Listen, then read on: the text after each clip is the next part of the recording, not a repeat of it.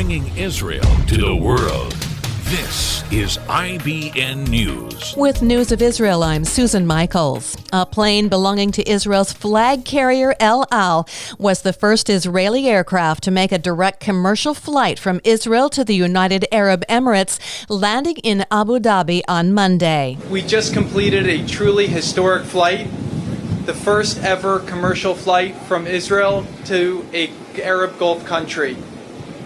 This hopefully will be the first of many. Jared Kushner, senior advisor to the President of the United States, who along with National Security Advisor Robert O'Brien led the U.S. delegation on board the flight, with Israel's National Security Advisor Mir Ben-Shabbat heading up the Israeli delegation. The delegation is meeting with United Arab Emirates officials to discuss details of the historic peace deal between Israel and the United Arab Emirates, which was announced in mid-August. The flight did enter Saudi Arabian airspace on its way to Dubai after the kingdom, just the day before, agreed to the request made by Israeli officials. Prime Minister Benjamin Netanyahu announced that he has invited a delegation from the United Arab Emirates to visit Israel, the invitation being extended by his National Security Advisor Mir Ben-Shabbat while in Abu Dhabi.